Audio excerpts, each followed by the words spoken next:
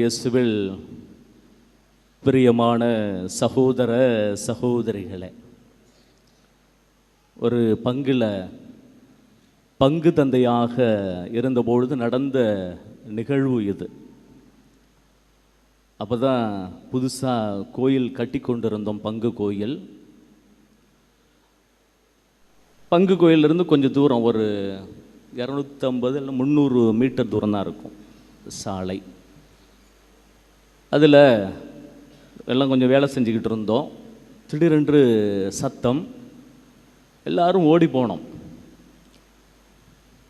கொஞ்சம் ஒரு 300 மீட்டர் தூரத்தில் தான் பார்த்தா அங்கே ஒரு பையன் 22 வயசு அடிபட்டு கிடக்கிறான். அந்த பையனுடைய பெற்றோர் இந்த பங்கில் நல்ல ஒரு பெற்றோர்கள், ரொம்ப ஆன்மீகத்தில் ஈடுபாடு கொண்டவர்கள். அதுவும் சாமியார் சிஸ்டங்கன்னா ரொம்ப பெரிய, அவங்களுக்கு நல்ல ஈடுபாட்டோடு செய்வாங்க, ரொம்ப பாசமாகவும் இருக்கக்கூடியவர்கள். அவங்களுடைய பையன்தான் அடிபட்டான். எல்லாரும் பதறி அடித்து ஓடி வர்றாங்க. தாயும் ஓடி வருகிறார். பார்த்த உடனே பதறி அழுகிறார். ஏன் அப்படின்னா, உயிர் இல்லை, எந்த இரத்தமும் வரல, உள்காயந்தான், உயிர் இல்லை. பயங்கரமாக அழுது கொண்டு இருக்கிறார். உண்மையிலேயே அந்த நேரத்தில் ஆறுதலோ இல்லை ஆதரவோ எதுவும் சொல்ல முடியாத தருணம் அது. பயங்கரமான அழுகை. அந்த ஊரே கூடிருச்சு. கூடி எல்லாரும் அழுது கொண்டு இருக்கிறார்கள். முறை அப்போ தான் நான் மார்ச் வரைய போயிருக்கிறேன். தூக்கிட்டு மருத்துவமனைக்கு கொண்டு சென்றோம். இறந்துட்டாங்க, மார்ச்சூரில் வச்சுருங்க அப்படின்னு சொல்லிட்டாங்க. பிணவரையில் வைத்து ஆகிவிட்டது. கிட்டத்தட்ட அவங்களுக்கு ஒரு பையன் ஒரு பொண்ணு. ஒரு வாரம் அவர்களுக்கு, அந்த பெற்றோர்களுக்கு, அந்த பையனுடைய 22 வயசு தான், ஒரு வாரம் அவர்களுக்கு ஆறுதல் சொல்லி கொண்டே இருந்தேன். நான் சொன்ன வார்த்தைகள், அம்மா கவலைப்படாதீங்க, அவன் கடவுளுடைய பிள்ளை ஆகிட்டான், குழந்தை ஆகிட்டான், இதை மட்டும்தான் சொன்னேன், வேறு எதுவுமே சொல்லவே இல்லை. ஒரு வாரம். அவ்வப்பொழுது நான் ஆண்டவரிடத்தில் வேண்டிக் கொண்டேன், ஆண்டவரே இந்த நிகழ்வுலேருந்து அவங்க மீளவே இல்லை. ஏன் அப்படின்னா, தினமும் கோயிலுக்கு வர்றவங்க, ஜெபமாலை சொல்லக்கூடியவர்கள், நல்ல வாழ்க்கையை வாழ்ந்தவர்கள், இவர்களுடைய குழந்தை இப்படி ஆகிவிட்டது என்று எல்லோருக்குமே ஒரு ஆதங்கம் தான். அப்பொழுது நான் கடவுளிடம் வேண்டிக் கொண்டேன், ஆண்டவரிடத்திலும் அதான் வேண்டிக் கொண்டேன், எப்படியாவது இவர்களை திடப்படுத்தும், இவர்களுக்கு புரிய வைக்கும் என்று.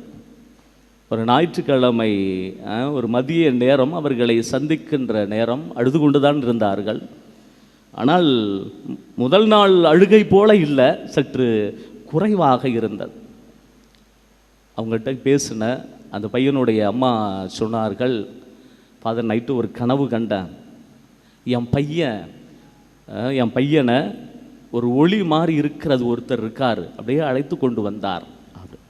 நான் சொன்னேன், பார்த்தீங்களாம்மா, அவன் கடவுளுடைய பிள்ளை ஆகிட்டான், அவன் கடவுள் பக்கத்தில் போயிட்டான், அவன் உயிர் தெழுந்துட்டான் அப்படின்னு நான் சொன்னேன். உண்மையிலேயே இந்த ஆறுதலான வார்த்தைகள் அவர்களுக்கு திடத்தை கொடுத்தது, நம்பிக்கையை கொடுத்தது.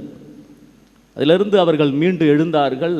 இப்பொழுது அவர்கள் தினமும் கோயிலுக்கு வருகிறார்கள், ஜெபமாலை சொல்கிறார்கள், நல்ல பல காரியங்கள் எல்லாம் செய்து கொண்டிருக்கிறார்கள். இப்பொழுதும் சரி. எனக்கு இந்த நிகழ்வு அதிகமாக பாதிப்பை ஏற்படுத்தியது. ஆனால் ஒரு விஷயத்தை மற்றும் அவர்களுக்கு கற்றுக் கொடுக்க ஒரு அனுபவத்தை ஆண்டவர் கொடுத்தார். இந்த வாழ்க்கை நிரந்தரமான வாழ்க்கை அல்ல, இதை தாண்டி ஒரு வாழ்க்கை இருக்கிறது. அதுதான் உயிர்த்தெழுதல், ஆண்டவரோடு இணைகின்ற ஒரு நிகழ்வு என்று அழகாக படிப்பினையை அவர்களுக்கு கற்றுக் கொடுக்க ஒரு அனுபவத்தை ஆண்டவர் கொடுத்தார். அன்பார்ந்த சகோதர சகோதரிகளே, இன்றைக்கு படிக்கப்பட்ட நற்செய்தி வாசகத்தில் உயிர்த்தெழுதலை பற்றி சதுசேயர்கள் பேசுகிறார்கள். ஏன் அவர்கள் பேசுகிறார்கள் அப்படின்னா, நேற்று பார்த்தோம், ஏரோதியர்கள் இயேசுவிடத்தை சீசருக்கு வரி செலுத்துவது முறையா, நேற்று உள்ள வாசகம். இன்றைக்கு உள்ள வாசகம், சதுசேயர்கள் இயேசுவினிடத்தில் இந்த கேள்வி கேட்கிறார்கள். ஒரு நிகழ்வையும் சொல்கிறார்கள். ஒரு பெண்ணுக்கு திருமணமாகிறது, குழந்தை இல்லை, அவன் இறந்து போயிட்டான். அதே போல் 7 பேரும் கல்யாணம் ஆனாங்க, 7 பேரும் இறந்து போயிட்டாங்க, அவங்களும் அந்த பெண்ணும் இறந்து போயிட்டாங்க. இப்போ கடவுள்கிட்ட போய் மோட்சத்துக்குன்னு வச்சுங்களேன், மோட்சத்துக்கு போய் இந்த பெண் யாருக்கு மனைவியாக இருப்பா? இதுதான் இந்த கேள்வி. ஏன் இந்த கேள்வியை இவர்கள் கேட்கிறார்கள் தான் ஆச்சரியமாக இருக்கிறது. ஏன் அப்படின்னா, இந்த சதுசேயர்கள் இவர்கள்ட்ட உயிர்த்தெழுதல் மேலே நம்பிக்கை கிடையாது. உயிர்த்தெழுதல் மேலே நம்பிக்கை கிடையாது. இரண்டாவது, வானதூதர்களை இவர்கள் நம்ப மாட்டார்கள். இந்த இரண்டு நிகழ்வு, இந்த ரெண்டத்தை பற்றி ஆண்டவர் தெளிவுபடுத்துகிறார்.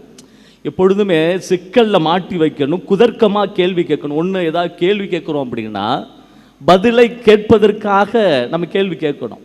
ஆனால் நேத்தியும் சரி இன்னைக்கும் சரி இந்த ஆண்டவர்கிட்ட கேள்வி கேட்பவர்கள் குதர்க்கமாக சூழ்ச்சியில் சிக்க வைப்பதற்காக இந்த கேள்வியை கேட்கிறார்கள்.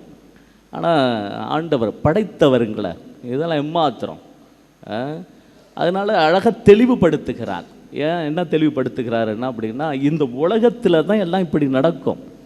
ஆனால் மறு உலகத்தில் பெண் கொடுப்பதும் இல்லை, பெண் எடுப்பதும் இல்லை அப்படின்னு சொல்லி ஒரு அழகான விஷயத்தை ஆண்டவர் இன்றைய நாளில் பதிவு செய்கிறார். என்ன பதிவு செய்கிறார்னு பார்த்தீங்களா?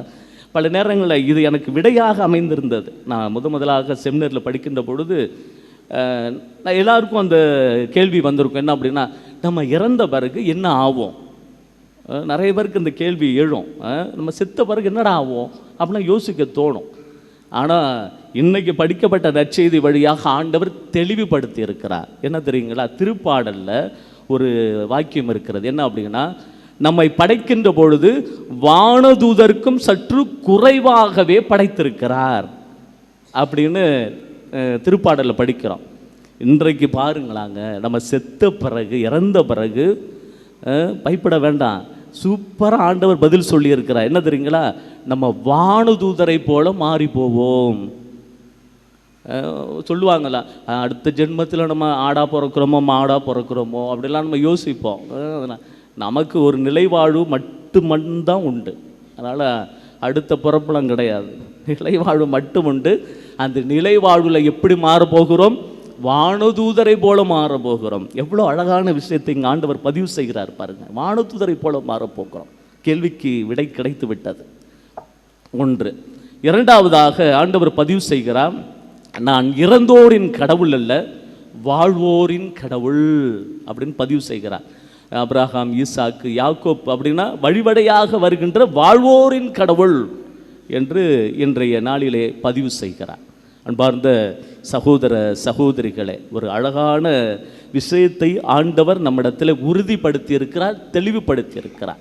நாம் இறந்த பிறகு என்னவாக மாறப்போகிறோம் என்று தெளிவுபடுத்தி இருக்கிறார். இதைவிட மேலானது இன்றைய முதல் வாசகத்தில் புனித பவுல் தீமோத்தேயுக்கு எழுதிய 2ஆம் திருமுகத்தில் சொல்லுவார், கடவுள் நமக்கு கோழை உள்ளத்தினை அல்ல, வல்லமையும் அன்பும் கட்டுப்பாடும் கொண்ட உள்ளத்தையே வழங்கியிருக்கிறார். அதனால் எதுக்கும் பயப்பட தேவையில்லை, சாவுக்கோ மற்ற எதுக்கும் பயப்பட தேவையில்லை. ஏன் அப்படின்னா, வல்லமையும் அன்பும் கட்டுப்பாடும் கொண்ட உள்ளத்தை கொடுத்திருக்கிறார். எனவே நாம் திடமிக்கவர்களாக, எதற்கும் பயப்படாதவர்களாய் ஆண்டவர் நம்மோடு இருக்கிறார். எந்த சூழ்நிலையிலும் நம்மோடு பயணித்திருக்கிறார். ஏன்? வாழ்வோரின் கடவுளாக இருக்கிறார் என்ற ஒரு சிந்தனையோடு தொடர்ந்து இந்த திருப்பலியில் வேண்டிக் கொள்வோம். ஆமென்.